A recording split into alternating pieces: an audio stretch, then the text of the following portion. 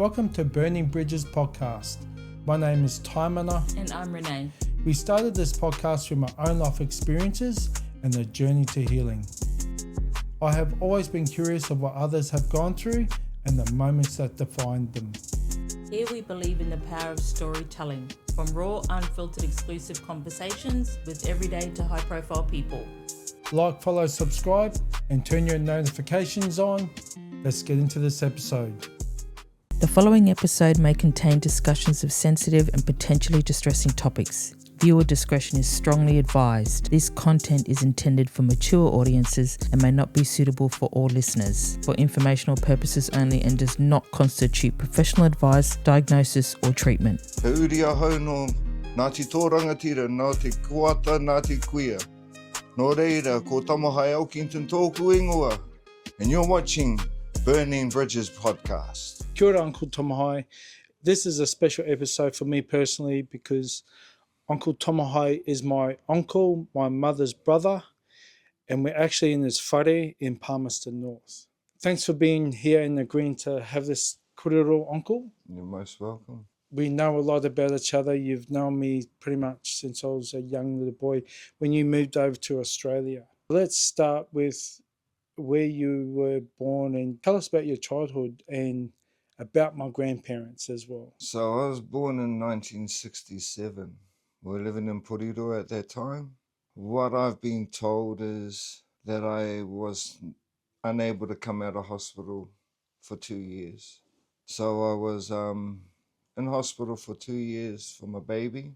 The reason being, I was born with spina bifida. And in the 60s, and then at that time, they didn't really know how to deal with spina bifida.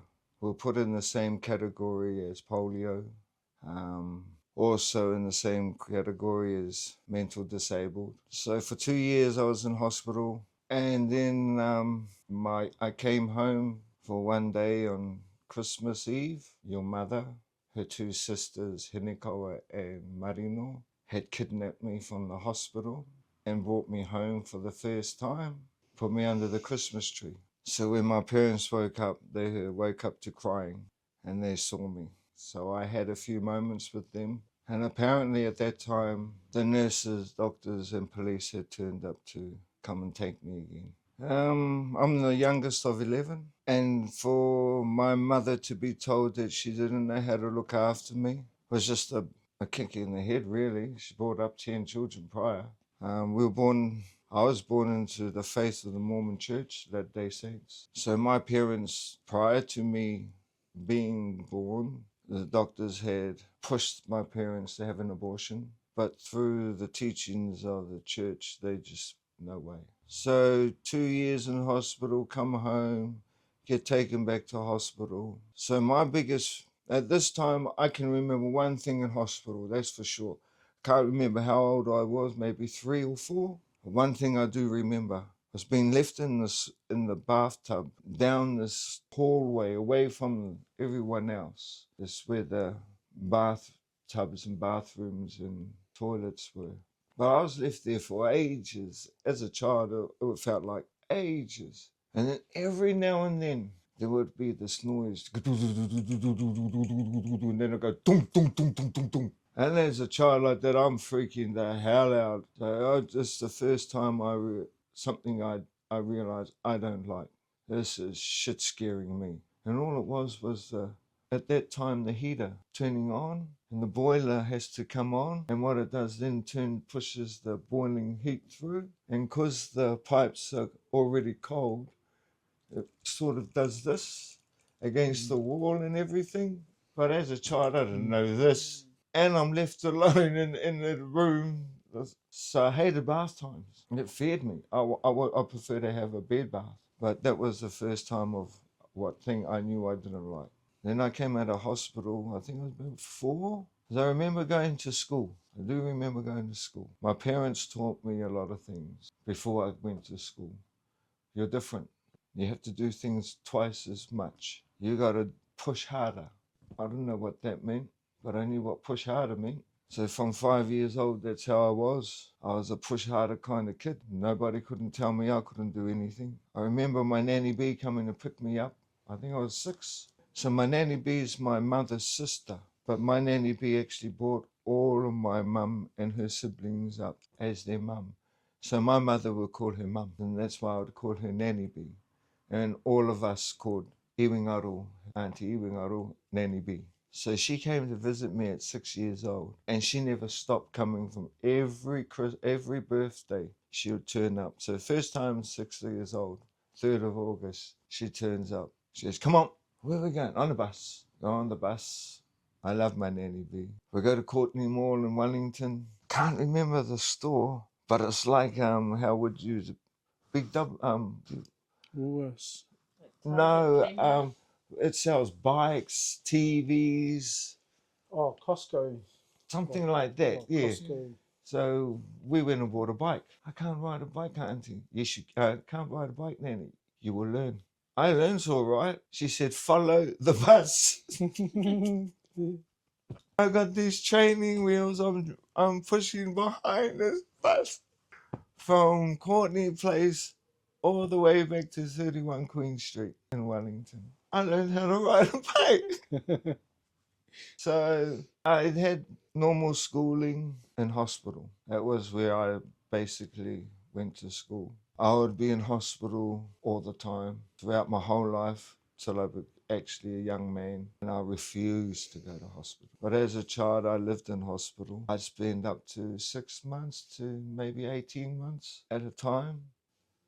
So I got this angry attitude, and honestly, I didn't know where it came from until later, but started getting this angry attitude towards everybody except my family. And I mean, angry attitude was I'll pick fights at school, I'll pick fights in hospital, I'll pick fights anywhere. Half of them I lost, half of them I won. And then with this attitude, I learned how to steal. So I became a thief very young. I learned how to steal nurses' pay packets. I used to live it up as a kid. My mum and dad didn't know a thing what was happening. Yeah, they thought I'm in hospital. Yeah, I was in hospital. I had TV, had lollies, chocolates. My brother Kimmy here in Rongoto would sneak up at night time, and I would lie. I'd say, all the kids are giving me the money. Don't get the lollies. So they'll come back at night time and open up the window, and I'll receive all the lollies. And I learned how to be a thief, and then I went to this place. We left the park and we went to Newtown. It was good growing up at the park because my cousins, they're always around. And that saying, it takes a village to bring a child up. It sure does. I'm that prodigy. Yeah, I'm that prodigy. From when I left hospital, I was brought back to Porirua at the park. And then we moved to Wellington to 31 Queen Street. And then we moved back to the PAR. And then we left the PAR again. And then this time I'm getting confused where I'm going, who I am. Sometimes I'm in hospital and I'm sending letters to the old address. And then they're getting returned to sender, and I'm like, what the fuck's going on here? Then I'll get a visit, and oh, here's the new address. My parents couldn't always come and visit me. Wasn't that they didn't love me. They worked all the time. My older siblings, they had to work. People say my parents were hard. I didn't see it. I saw hard working. You know, my dad would wake up in the morning before the sunrise and he'll finish when it's dark. My mother would be cleaning all the motels in Wellington. So my dad will be on the taxi on the run in the morning. And as he's doing that, he'll drop his wife, my mum, off at work. And then he'll finish the taxi run around about lunchtime and go on the bottle trucks. We had a business collecting beer bottles. My siblings were running the trucks. My dad would take over the trucks. They'll go back to school. It was hard for them, but they still did what Dad said. Nobody said no to my dad. Yeah, started hanging out with the wrong people. And reason being, they had so much time in hospital and stuff that when I got caught pinching for the first time, they sent me to bloody Kimberley, you know, and it was just like, oh, hell. So getting out of there, I just hang out with the wrong crowd, messing around. There was one sort of gang around there, I won't mention the name, but I hung around them for a long time. Just my family couldn't understand my anger. I couldn't understand my anger. I had a loving family, but being in hospital, they were hardly ever there. And when I was out at home, they were hardly ever there.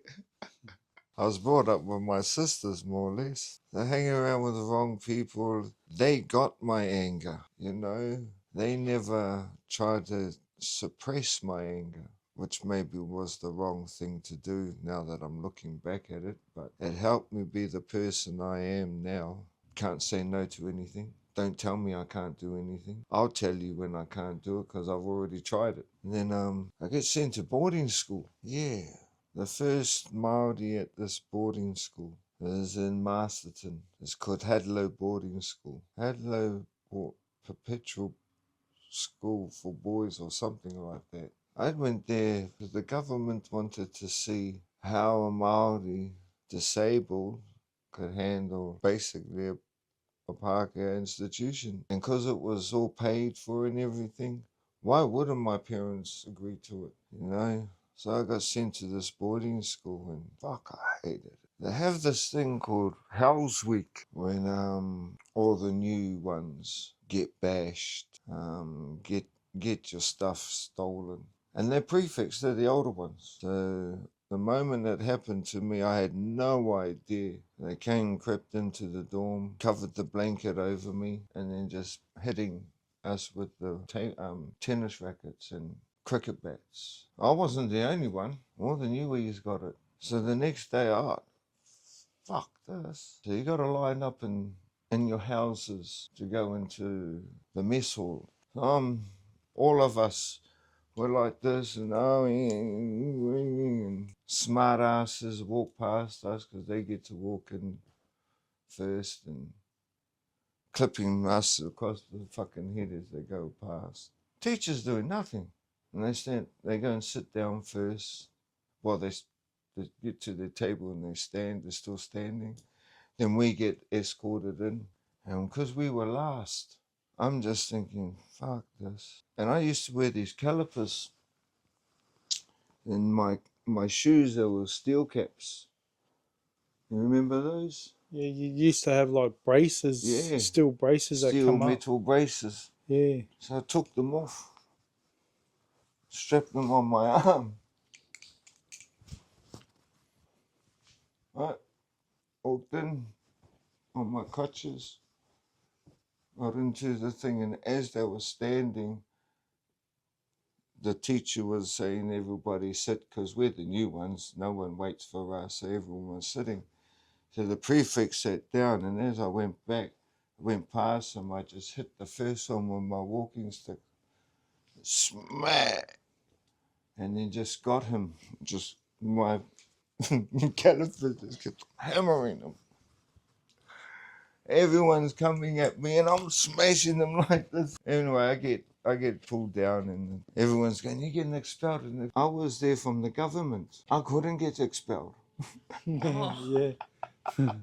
So, you know, went to boarding school, hated it. I bashed a few people. I couldn't stand them. Then I got kicked out. So how old were you at that school, Uncle?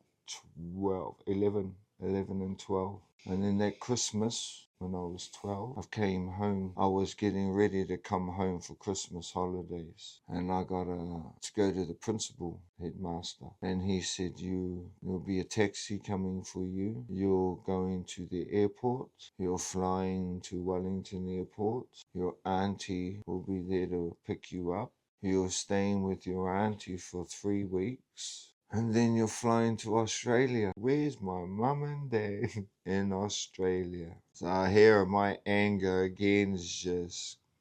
Poor Auntie Eunice and Uncle Clem, they copped my wrath. They copped it. And then I was sent to Australia. First off, I was sent to Sydney to my sister Marino and her husband. That was a funny place. Bondi Junction. Went to buy some fish and chips. And this Greek lady just stared at me. And then I remembered, oh, sorry, can I have $2.50 of fish and chips, please? I just couldn't get it. How didn't you understand chips, fish? But after that, Taimana's mum and father come down and picked me up with my mum and dad. So I went to Queensland. 22 Gordon Road. I hated it. I hated Australia.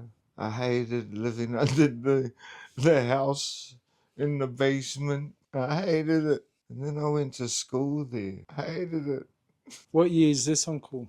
Can you recall? 1980. 1980. That's when you moved to Australia? Yes. Yeah, 1980.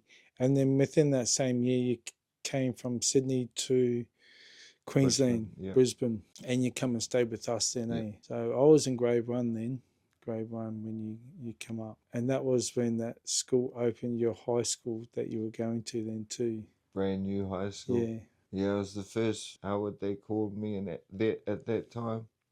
Black nigger Ebo. The fuck's a black nigger Ebo? Sweet as. Go home. Hey Dad, what's an Ebo? You are, son. Oh, shit. What is it? Aboriginal, son, means indigenous. Oh.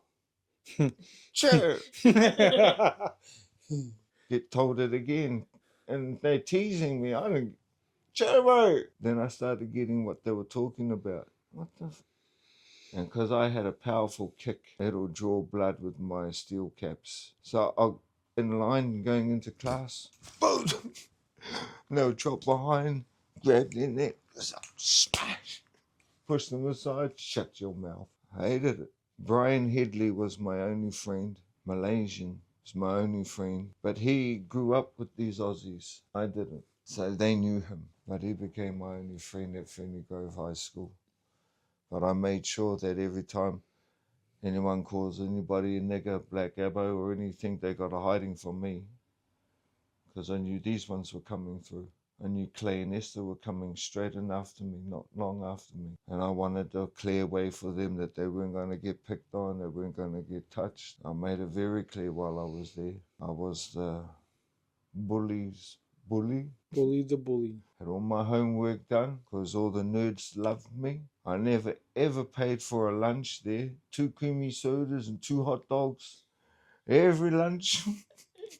And I never asked for it or never pushed or bullied anyone for it. I bought it, I went to buy it myself and it was, I've got this. Okay. And from then, it's 2 creamy sodas and 2 hot dogs, eh? Ferny Grove High School. When I went to that high school, when I got there, you go into the office and it's in that office to this day. It's got all the students' name of the first year that it opened and your name's up there. On that plaque of one of the first students in the first year that school opened. I think it says founding students. Founding students, yeah. So whether that's something to be honourable for? It is. Yeah. It is. Yeah. We actually did a time capsule. And everybody was doing all these things and I'm looking at it, I'm flying in a space wheelchair. Yeah, let's do this. You know, I remember Mr. Boyce is, oh, that's not far-fetched actually. And I'm going, yeah, I hope so. I've got one now. Yeah, no, Ferny Grove High School. Then I got kicked out because they're hitting everybody too much. So I went to Corinda High School. Kelvin Grove? Corinda. Corinda? How'd you end up in Corinda? Down by Oxley. Yeah, how'd you end up there? So there was this crippled home for children, Montrose home for crippled children. And were you living there too? Yeah. Okay, so that's where you went.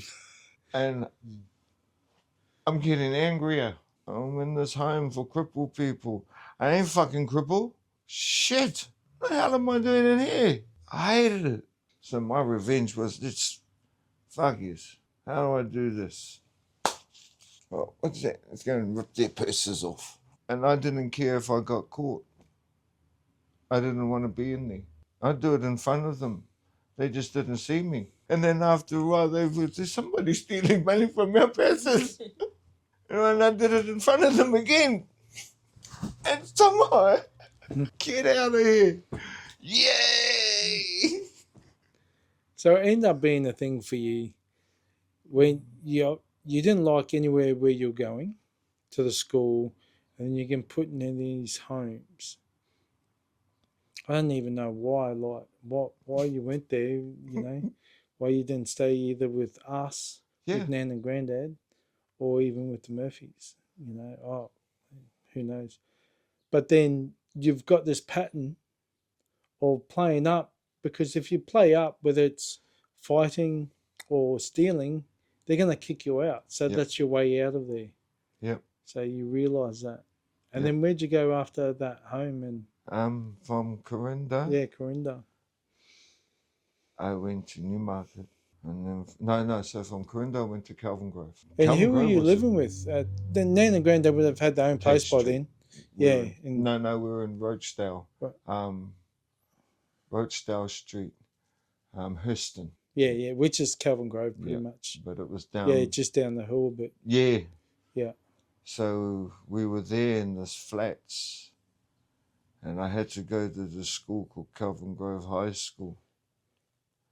And the moment I got there, I was put into the Aboriginal Torres Strait Island Affairs unit. I had no idea, okay? Sweet days. I didn't have to pay no school fees. I didn't have to pay for any outings or stuff like that, you know. We could actually get up and walk out of class.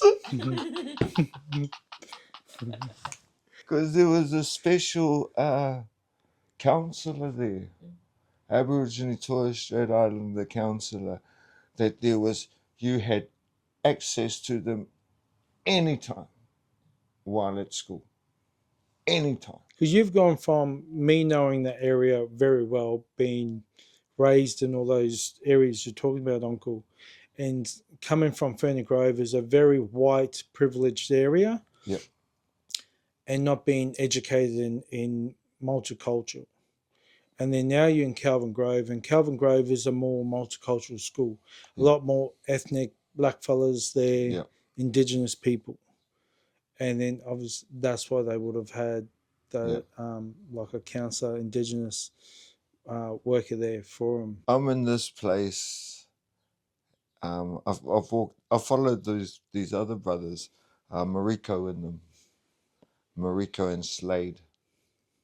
So I've actually followed them. Mariko, there's this Torres Strait Islander brother, and he was the top scrapper. And so he got up and walked out, and I can't remember anyways, this other fellow walked out and teacher didn't say a thing. So I'm following them into this office, and then they're sitting down rolling smokes and talking to the counsellor, having coke and having sandwiches and lollies and talking shit and having a smoke. The bell goes, oh yeah, we'll see you tomorrow.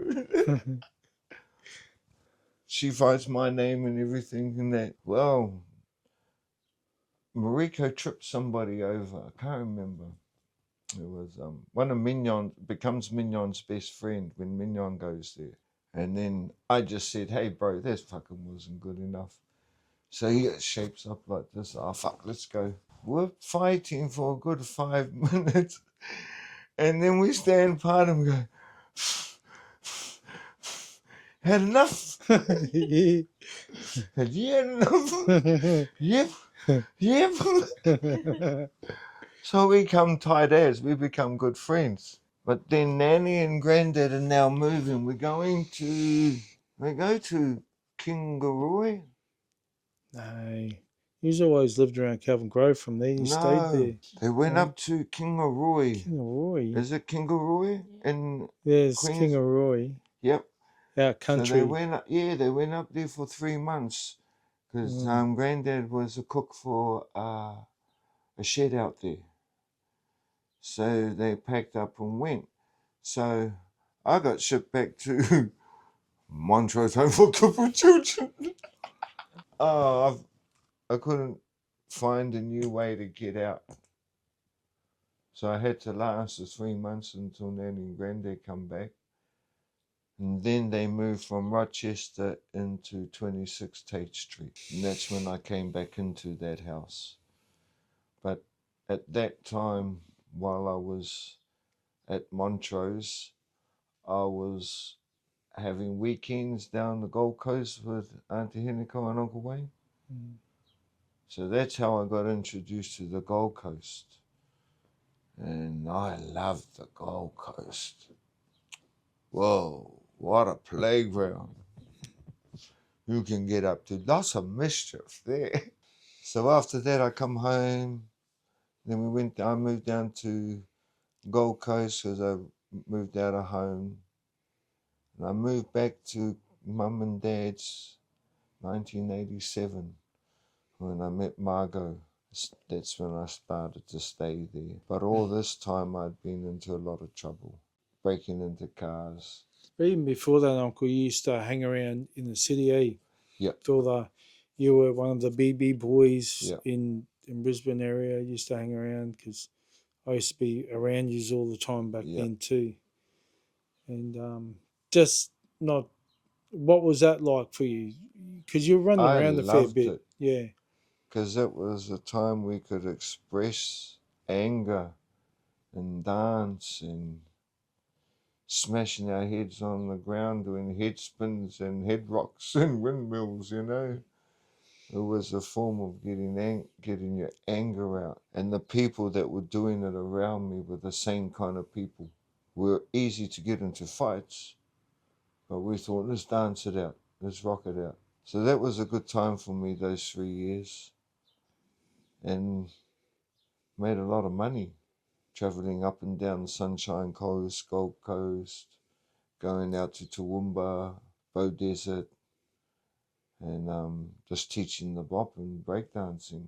You know, $5 for 2 hours, and you got a whole hall full of kids, and you're breaking up in like 20 here or 40 here and like that. And you're teaching one lot of wave and the other one there. By the end of the night, they're breaking and they're bopping, and we leave and we've got $5 times 200 people. You know, in those days, it was good money for 4 of us. And what was your crew that you were in, Uncle? We were floor lords. Floor lords, yeah. Yeah. So there's floor lords, electric troopers, and the Smurfs. We were the 3 main ones always hitting town.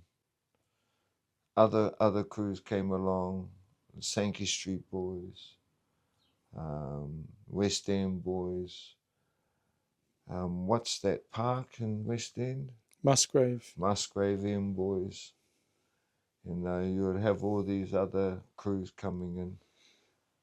But they were locals. They stayed local. We travelled. Electric Troopers, Smurfs. So Smurfs came from New Zealand. And we were all naughty people. We could be travelling somewhere, we got no money, and we'll know how to go. We'll fill our petrol up, we'll have lots of money, and we'll have lots to eat. But yeah, anger was my biggest thing. Started getting into the big crime, taking people's money by saying, put your hands up, it's not your money. So that got me locked up. And the funny thing is, I felt home. I felt at home in jail. Don't know how to explain it. Well, you're used to being institutionalised. Yeah, but so I didn't know it's this a comfort. thing. Yeah. You know, and a lot of people go, that's just stupid. I said, what? I'm going to go away for a little bit, pay my due, 3 squares a day, and extras, you know, if you know how to do things and get things done. When you get out, you're lost. It's freedom, but what am I doing? I don't have a job. Everybody who you go to apply for, you got a criminal record. So, you know, there's no chances for you unless you actually try and change early. But when you don't know how to do that, there's no more. So you have to create your own chances. And there was no chances for me in Australia. There was none. One thing I didn't know, I really didn't know who I was. It's one thing I've realised when I come home, is I didn't know who I was over there. So I knew kamate, and that was my haka. But I didn't know the meaning behind it all, or the hakas before it. So I was sort of lost on that aspect. So when I got out of jail, I think it was 93, I did something stupid again. And this time I was going to go away for a lot longer. So I chose to take off. So I came back home here. Again, nothing. Getting into trouble here. Going to jail here. Before we go into your life coming back here, Uncle, can you elaborate more? You know, I sort of cut you off to go back Yep. to your teenage days with your breakdancing days, but then when you were talking about meeting Auntie Margot and you married Auntie Margot, and can we just go from there, like as in your relationship there? And I had come back home from being away from home for a long time. And then I was staying with the Murphys down in Dunsmore Street. And the Murphys and Hughes were doing all these kapahaka shows. They started a kapahaka called Te Wananga Raukawa. Te Wananga Raukawa. And I got involved in it. I loved it. And in that time, there was this wahine called Margot. So she would come. Her brother and her sister were in the group. So we would do fundraising, Socials and things. So we'll do cabarets and that kind of stuff. So one night, me and Margot, we sort of got to talking and sort of met her the next day and yeah, got on that way. I had given up bopping and all of that at that time, but I hadn't given up crime. Margot had just given birth to a baby. His name's Fraser, he's up there. So I knew there was a package if I was going to take this relationship on serious. Just didn't know how to be a dad properly. Because if I did, I wouldn't have done crime. But yeah, I still did crime. And going to jail every now and then. And then one day it got to me. Just thinking, don't want to see my son coming in jail all the time. But then I got bad news in jail about my wife. So then we separated. When I got out, didn't know what I was doing. I was a bit lost, angry. I was asked to do a job with another mate of mine. I did. We didn't get away with it. So I was looking at some good time, so I chose to come home. But all the time in Australia, gotta say, I didn't really like being there.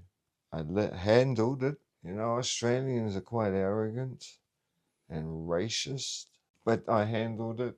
I think it was because I hung around my family more and around more Māori more than I did hang around with anybody else. I had some sort of Australian church friends, but I didn't understand what black humour was, so I didn't get it, and I would laugh with them, but there was none of that with my own, with other Māori or Islanders or Chinese. Us Māori in Brisbane and the Chinese got on so well because we always had to fight the skinheads, and it wasn't for the Chinese. And if you're still alive, Jim Duck, blessings, my brother.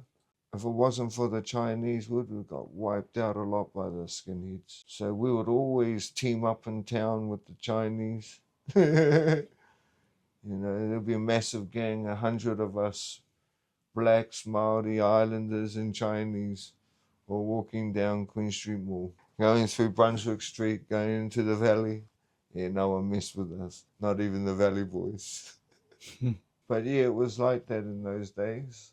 You know, I was more treated in Chinatown at home than I was around my own suburb. I did have friends, but they actually weren't my friends. They were Clay's. My push bike was one thing that I loved. That got me around when I was young. I learnt the train system, push your bike onto the train, park up, go down there. Yeah, I learnt that. It was a good getaway thing too. Cops can't get to parkways. And Have you been on crutches your whole life since you've been a little boy? so when I was little, I could walk, but I walked with a massive limp. I would actually walk like Thunderbirds go. Okay, Virgil, that's how I walked. I played rugby, play basketball. played basketball. No one could tell you couldn't do anything, hey? Yeah, I'd force myself to learn and do it. Even with my disability, I learned how to do it. And then I think by the time I was 14, that's when I started dragging my feet now. So that's how I lost this, my right leg, below knee, pressure sores all the time. And then I think I was about 16, I was in the chair. I was in the chair full time. That doesn't worry me. It's, you either can live with it or make it your prison. And there's the difference. I know a lot of people, I know other spinal bifidas in Australia the same exactly as me. And they are disabled. They're physically, mentally disabled. They sit like this in their chair. They weren't taught to sit up. And if they were, they didn't want to. You're only as disabled as you are if you let the disability get to you. So no, I ain't disabled. I'm in a wheelchair bound, but I ain't disabled. Definitely not. Love that. I can drive every machine that's got a clutch. Just- I should say I've stolen everything. Well, let's go back just a bit of a thing when you used to steal the cars, right? So you weren't, I don't know, you were in the wheelchair, but you still get around the crutches and that too, eh? Yeah, Because you used to use a crutch to change the gears or like use Yep. for the accelerator or something. You used to have that crutch. Yeah. Remember being in the car. But then when you were still in the cars and you'd be in a police chase and then like, I don't know, you crash a car or whatever, you pull up and whoever's in the car with you jumps out and runs and then you're like, you got me. Yep. Because you can't get out and run. Yep. So there, you're back in jail. Yep. So yeah, I think that's more like that's a bit of background about you stealing cars and then what in a wheelchair and steal cars. So I used to hop on the train. We'll pull into train stations. And as we're pulling in, the train's slowing right down. So I'm watching people getting out of their cars. Then I see them coming up the platform. So I get off the train. Then I watch that person get on the train when their train comes and it's gone. Now I know I've got 8 hours. So I go down to that car and I use my tricks to open it up. And have you seen the movie Gone in 60 Seconds? They're 50 seconds too slow. I can take that car in 10 seconds and have that wheelchair packed and loaded and gone. And no cameras back in them days. There were no surveillance. cameras in those days. Hardly any car had a doo doo doo doo doo doo on it. But I had a moral. What's your moral? No baby seats. And that car had to be at least a car that's definitely insured. And if it's not, you're stupid. I wouldn't be driving around in that kind of car that's not insured. So I had a sort of a moral conscience on my victims. Didn't worry about them at that time until I started to worry later on in life. And taking that conscience. And I'd use that car and do robberies and leave the car alone and come back and catch the train and go home. All right, back to our timeline, Uncle. You've escaped Australia. Doing some long time in prison, so you jump on the plane and get back to Aotearoa. So where'd you go to and what Come off the happens? plane, midnight, rang your nanny. Your nanny's first words, "Oh no, you're not here." That broke my heart. "You can't stay with me, son. You bring too much trouble." So I hitchhiked to the pa, got to the pa, pulled up inside the meeting house, just in that veranda bit, laid my head down. It's about 5 o'clock in the morning. Got woken up to wind and rain. Seen somebody I'd recognised. So I went over to the Hippolytes. They told me where my mum's house is. I went and knocked on mum's never locked her house. So I went and knocked on the door and opened the door and walked in. or wheeled in, and you know your nanny, how she sits in her seat, how she sleeps, and she wakes up and she's, you know how your nanny starts shaking? The shaking started. Oh, son, mama, it's okay. I'll get out of your way. I'll find somewhere else to stay. Is this in the Kamatua flats? Was she staying there at the time? Yeah. So when I knew my mum couldn't have me or didn't want me, the only thing I knew how to do was go and make some earning. My brother Rongato's here. I didn't know how to get a hold of him at that time. So until I get that, I go and pinch a car, park up at the beach, stay in that car for about a week while I'm visiting mum during the day, getting something to eat. And then I find out where Rongotor is. I dump the car, go to see Rongotor. He's happy. I'm staying there for a few weeks, few months. And then I get on the dole. So then I can get a flat. So I got a flat in the Pa, and that was headquarters for the naughty. Go to jail again. Lose the flat. How much time did you do? This one I did 18 months. So when I went in this time, Dungi me wrote my name on the thing. Tamahae was here, 1995, when the Warriors came alive. You know. So in this 18 months, I've moved around the jail. I've gone to other jails. I've come back to this jail. I'm ending my sentence. And I come back to the jail, to the same fucking cell. And I looked at it, my name. Tamahae was here, 1995, when the Warriors came alive. And you know what I always remember? This man named Hector Harpenter in Australia. He told me in jail, he always said, don't ever write your name on the wall, because you will always return to rub it off. And that was this moment when I went to myself, right, and this is 1996. I get out, I see my cousin, bootload of alcohol, you got bootload of ganja, flash V8, 351, yeah, whatever those 351s are. Where did you get this from, cuz? Student loan, Te Wananga Raukawa. What? How much did you get? 68,000. What? Come, I'll go and hook you up now. So we drove straight up to Otaki. I filled out all the forms and all the student loans and da. So this was the last year of bulk funding. So I got 28,000 for my course. I didn't know how to do what he got, but I got 28,000. Well, that was how much it was going to cost and everything. So I filled all of this out, and 3 weeks later, I got $28,000 put into my bank account. So I'm going to buy me a car. Like bootload ganja.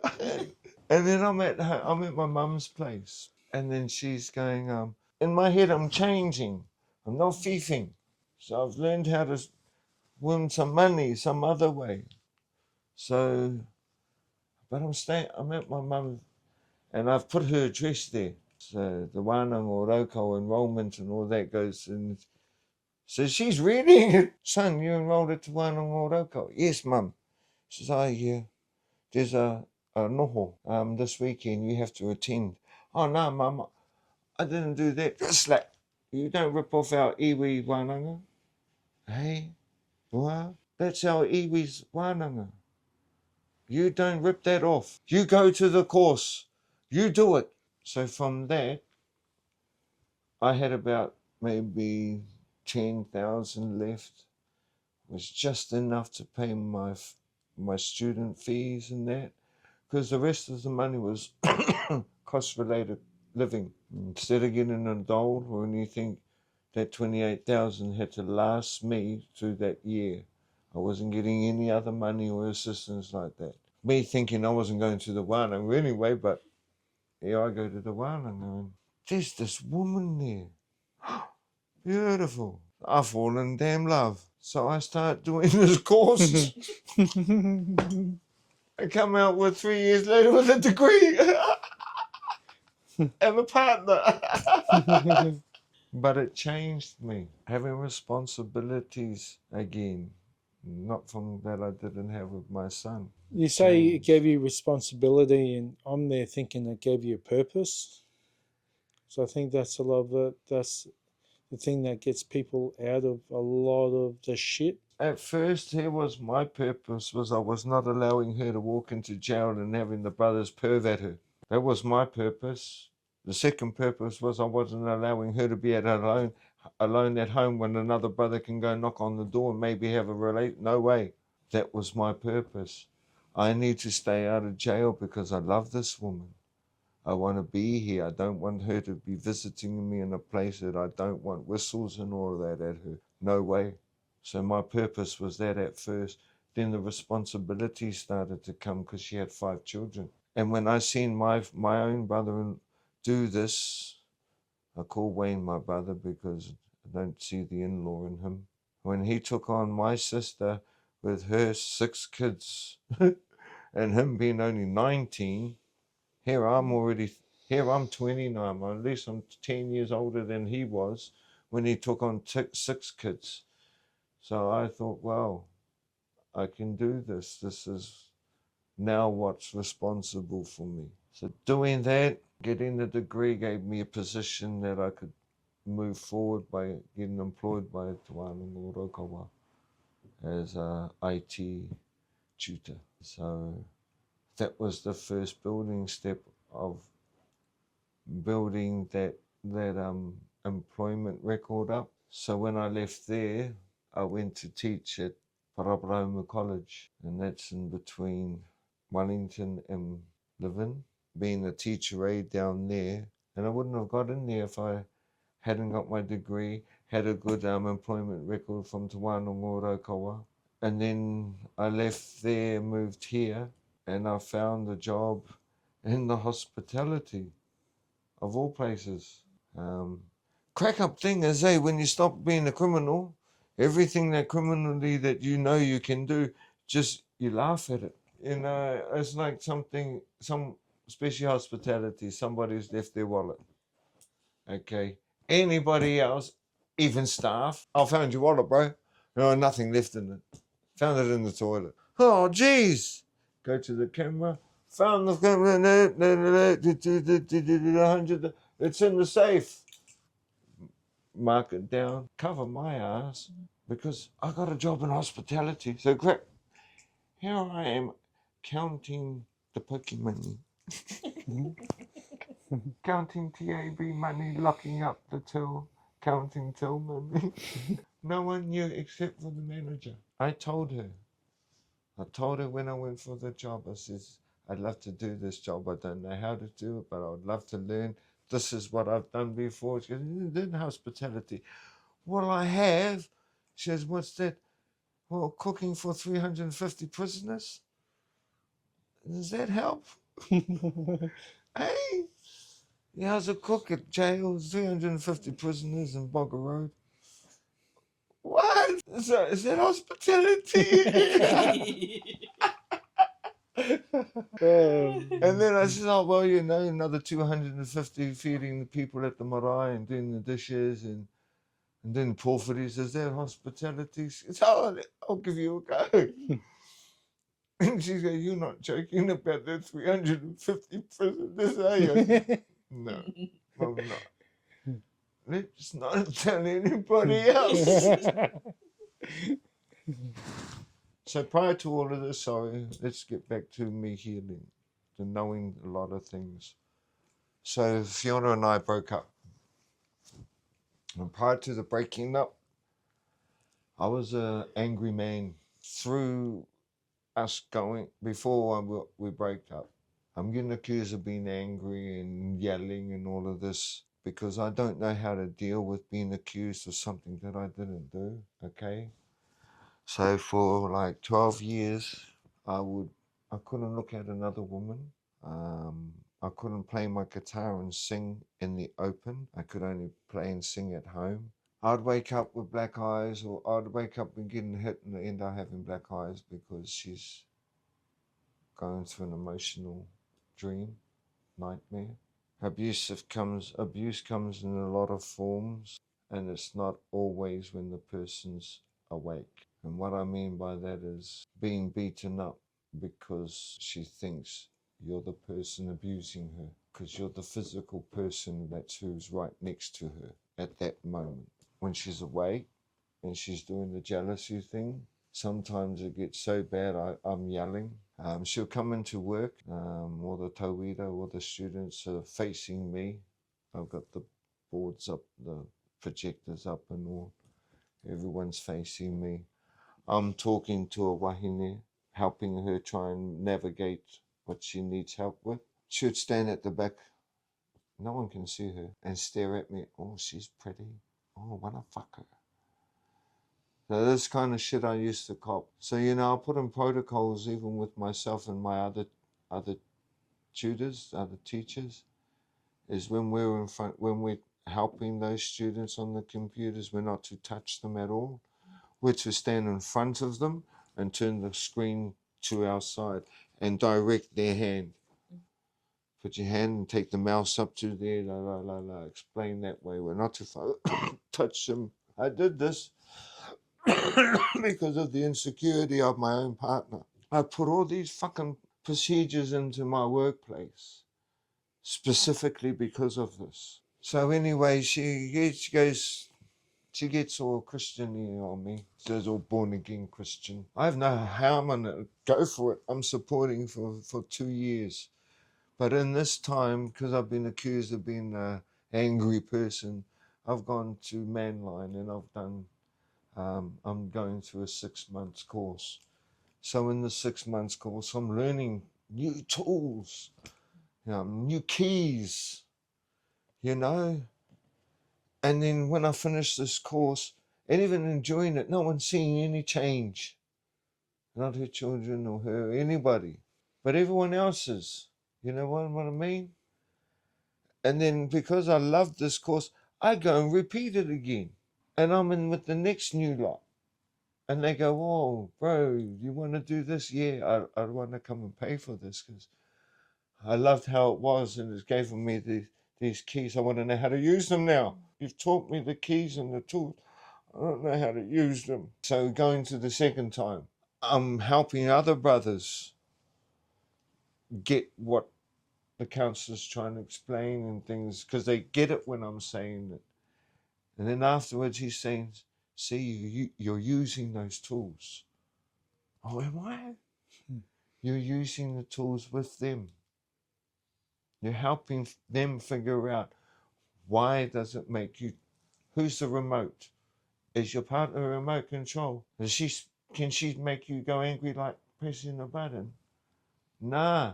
It's yourself who's allowing the button being pressed, So I was able to help other brothers and things. So I finished that. So I've been there 12 months. No one's seen any change around me in my family, in my household. I do it again. I'm now a third person. I'm now a third tier or whatever. I'm now actually sitting with the counsellor on this side and helping him, writing the things up, helping him explain other things and talking how I'm using keys and things. So this time she comes to me and she goes, oh, blah, blah, blah, blah. And I go, I don't think so. I think our relationship's at an ending. 2 months later, I asked her to leave. And I figured out within myself that I'm only angry because I have allowed myself to be angry and I don't know how to stop being angry.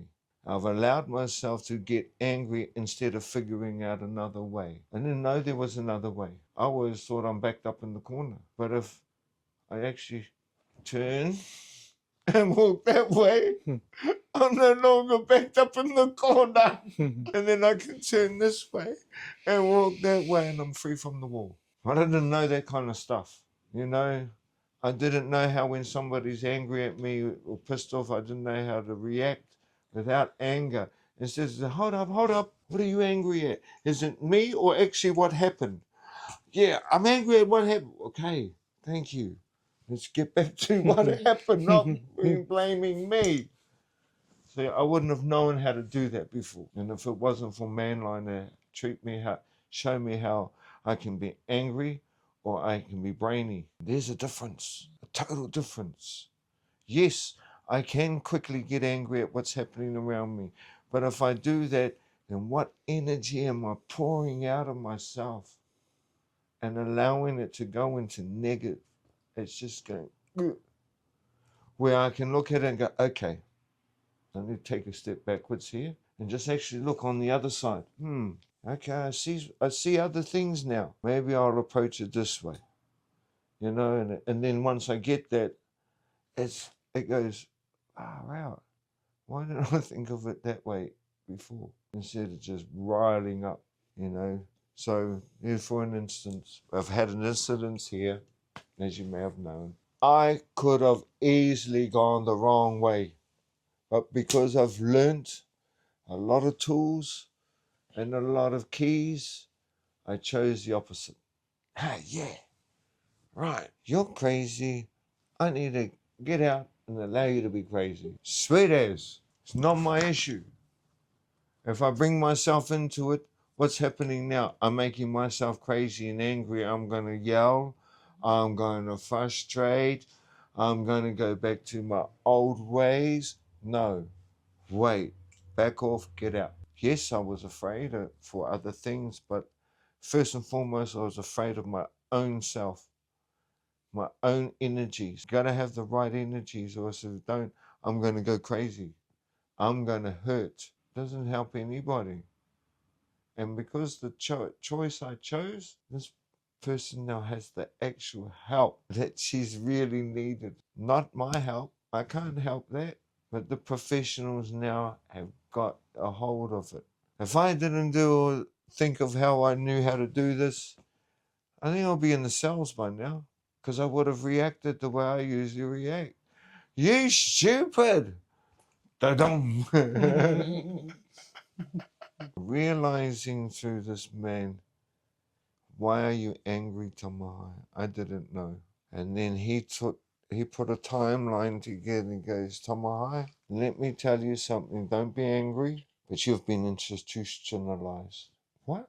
I haven't been in a mental home. No, you've been institutionalized. You've lived in institutions such as the hospital, Kimberley, boarding school, jail. You showing me there's a timelines of you hardly ever been home. You've hardly ever had the full capacity of a full year at school. Whoa. Once I started learning that and going over and going back to him again and again, it made more sense. It made more sense. And the fact that I'd stopped my stealing and all that wasn't because I'd stopped being angry. Like I said, I didn't want no other brother looking at her. I didn't want any other brothers knocking on her door. That's why I stopped that. But to realize how I still, not the angry part. And then when he told me, it was like what they say, the light just went like that. I cried. Yeah, and one thing he told me to do, he said, I want you to go home. I want you to go down to the beach and I want you to scream as loud as you can. And don't stop screaming until you cannot make a sound anymore. Why is that? Because now you're listening to your little Tamahae. Yeah, okay, let me give it a try. Somebody telling me that before would not even have thought of it. Told me, get fucked. No, went back, gave it a try, and I came home hoarse. I couldn't speak for 2 days. And that's when I realized, fuck, I've been bottling up this little voice who's been pushing for 35 years to get out. It took me 35 years to realize it, but I was 35 years old when I screamed. After that moment, we separated. It was hard at first, but it got easier. Got easier as I found a new family. I went to this place called the River Organic Festival outside of it, and I was playing my guitar at my campsite, and these hippie-like people come along. Hey, Boggy, if you're listening. sat down, didn't interrupt me. I'm still playing and singing. We're making eye contact. Pulls his trombone out and just making little boop boops. Next minute, two other people come walking into the kit. One's got a drum, one's got a saxophone. And without even interrupting us, they just melodically blended softly into our jam. And I could see this happening, so I just kept on going, didn't stop the song. And then I was looked at somebody else was looking at the side, and they started walking in. They had a violin. Then I had to stop the song because these people were just smiling at me. I've never had that before. I've always been brought up around the gangsters. Then I finished the song, I will introduce each other and everything. And they do you know this song? Oh, yeah. So we're playing the song. Next minute, their kids start coming over. And they're sitting there, bring their blankets, lying down. We've got about 15, 20 people around us now just enjoying what's happening. And then after that, I went to bed, and then in the morning, I'm saying hello to all these beautiful people. We're saying, what a beautiful night. And they were going, Tamahae. You remember my name? Good morning, Tamahae. Atamari, Tamahae. Morena, Tamahae. Who are these people? They were musicians. They traveled the country. They go to festivals, they go to campsites, and I followed. And that brought me into the music scene, but more it brought me into, how would I say, the hippie scene, the alternative lifestyle scene. I loved it. I totally love it. So I started thinking, okay, let's start investing in things to allow me to travel. So I did a few investments. My KiwiSaver helped. 2009, 2010, bought the house. That was a good thing in one sense, but in another sense it tied me down for a long time. In a way, knowing I had that, I had to make sure I've got the mortgage money and all this. So other things ventured my way, and I joined, and now I sort of live on a little bit of the benefit. So you're doing quite well for yourself now, Uncle. Yes. You know, you've got your whare, beautiful home that you've got, and you've never held back. You've always been that person. Example you said earlier, like if someone tells you no, that's giving you more motivation to prove them wrong. Yep. That you can do it and you will do it, even if you hurt yourself in the process. All the times I've known you since I was a kid, and just growing up beside you when you were in Australia. Then every time I come back here and being around you, it's always like that time being apart hasn't been apart. Knowing your strength, your kiakaha, your mana, that helped me be the father. Your strength. Thank you. Trying not to get emotional here, but you've guided me, even being from afar. I've always thought of you, even raised my own children, especially with Tahoe, with what he's gone through in his life, and I didn't want to cuddle him up either. Yeah. Would say to me and say I'm too hard on him, and I'm too hard of a father, but that's just how I was raised, and I didn't want him to fall to the victim mentality, because I saw the strength that you grew up with, and I wanted that for him. But yeah, coming here for this time and just being on this journey alongside you has been inspirational. And like I always say, everyone's going to know Uncle Tamahae in the first 5 minutes of being around you, and everyone just loves you. Everyone's like, "Oh, Uncle, look at him having a jam. What? He's driving a car. What?" I get asked all the questions, but it's cool. Before we get to our closing questions, Uncle, is there anything else you want to sort of add to this conversation, this korero? I'm just proud of what you two are doing. It's not a flyby thing. Your investment your time and the hours you put in, yet alone you got your day jobs. You will be successful. There's many of us out there are hurting, and it's podcasts like this that gets our broken hearts a voice, gets our broken minds a voice, and there's a broken mind and broken body, a voice. A voice we didn't have before. A voice we couldn't share without being shut down. A voice we didn't have without being ridiculed. So Burning Bridges is a podcast that is enabling people to break down those barriers of broken hearts, broken minds, broken bodies. However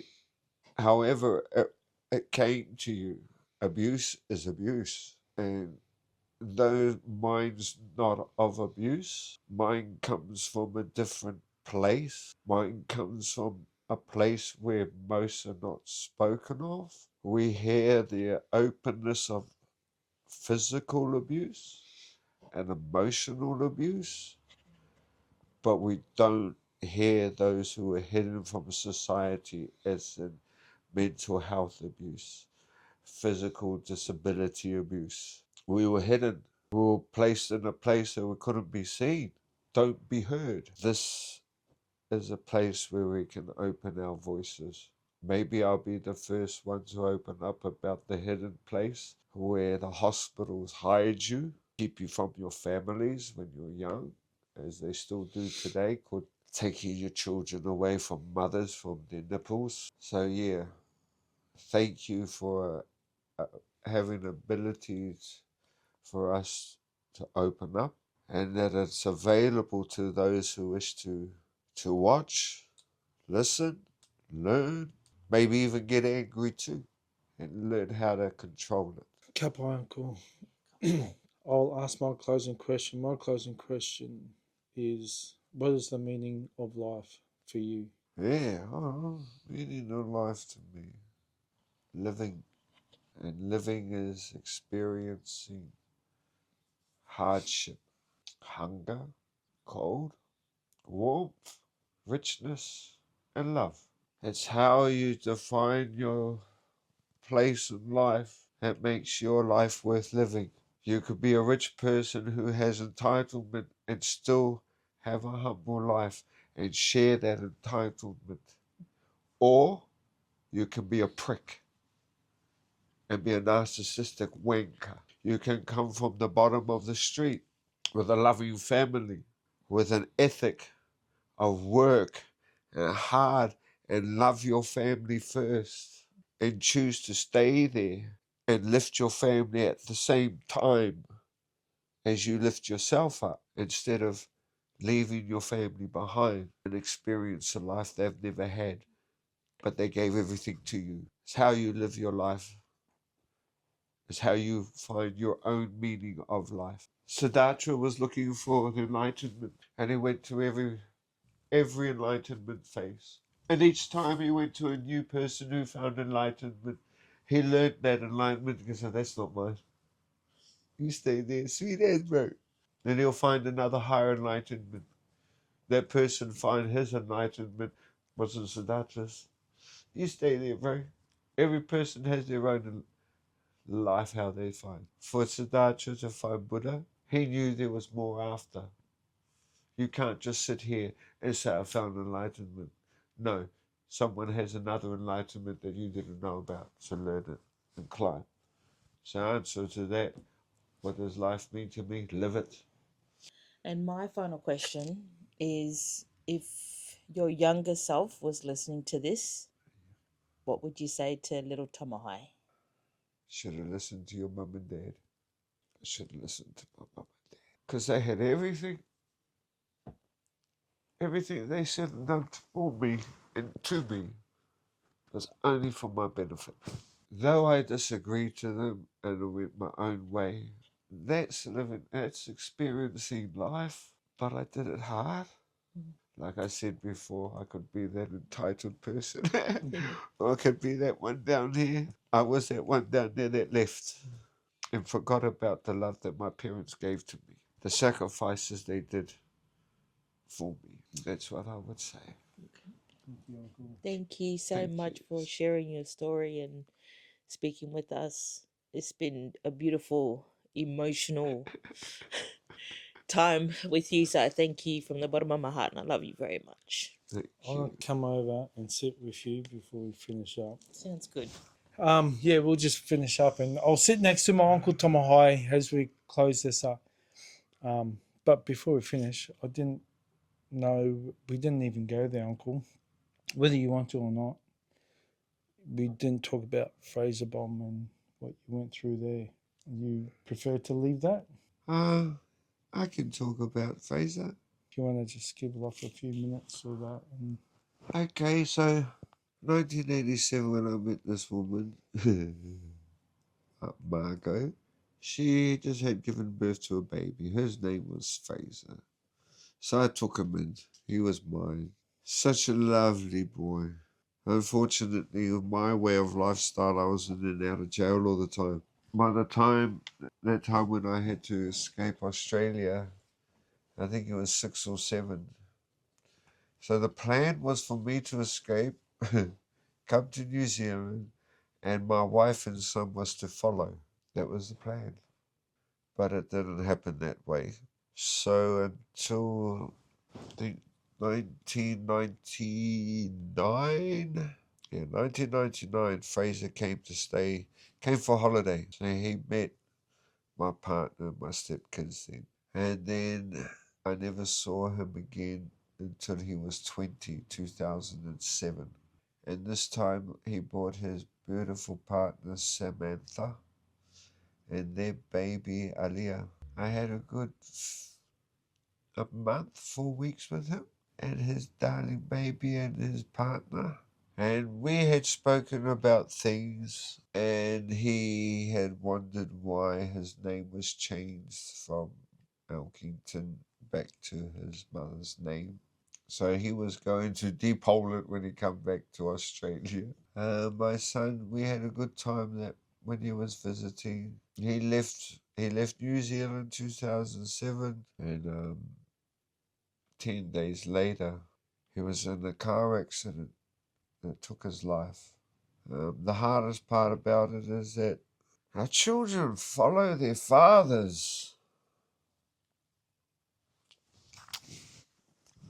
And this father here thought it was so fucking tough not to wear a seatbelt. So as children do, they follow their fathers. And I had known to all his friends from telling me, and our family, my nieces and nephews, Fraser never wore his seat. So this one time, his first cousin just bought a car. He went around and picked his cousin up, and a couple of other bros, but 3 of them were wearing seatbelts, and my son didn't. He was in the passenger seat. A serious accident happens. There's 2 dead, 1 permanently spinal break, and one of them was my son. He didn't wear the seatbelt. Everyone else in the car was safe. Oh, that hurt me. Can you imagine getting a phone call 3 o'clock in the morning, and you're told to sit down? I was on the flight 2 days later. His mother and I had to make the decision of turning off the life support. His mother couldn't make the decision. I had to make it. Yeah. Was a lovely boy. So I go to Australia, I go to the Tangi. I get to the hospital. You couldn't move. It was so packed. There's so many people like my son. The security couldn't do anything. There were so many people still coming at the service. It was full of school kids, full of teenagers. And the one thing they did, I noticed, was all the girls were in the front and all the boys were in the back, were standing outside. So after that, we go to that party. Did you come? Well, there was a party for me, a wake. And yeah, no, I wasn't there. Fraser's best friends' parents loved Fraser. So they opened their house up. And Jamie drove me. He goes, Uncle, we're going to go to this house.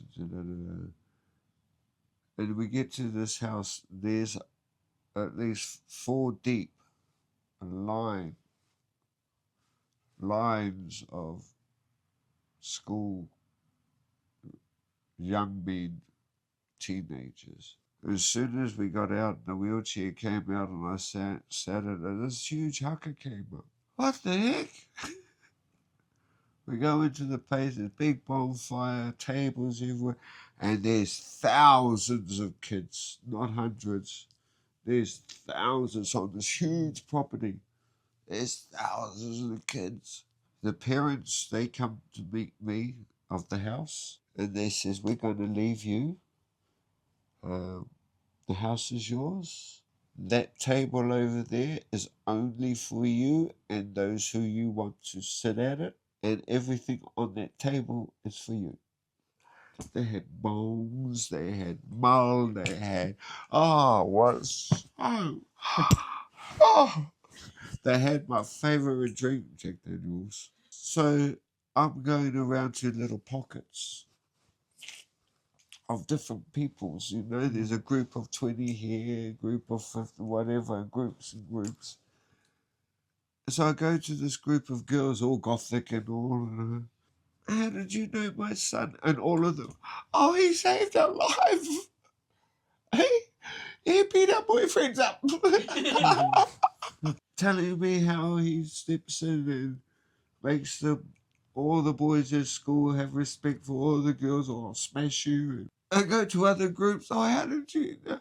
Oh, he gave us a hiding.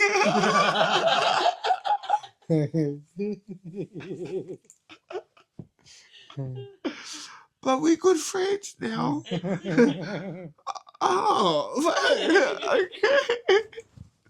okay. How do you know it's a good rugby player, we played rugby together.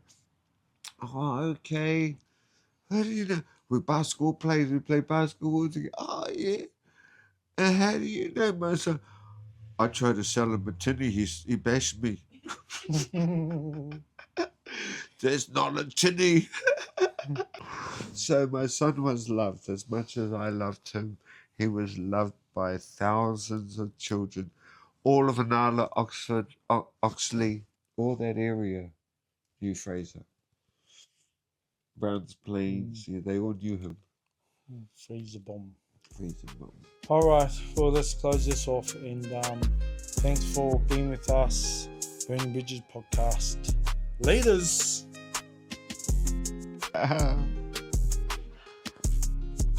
Wow. Thank you, Uncle. Welcome.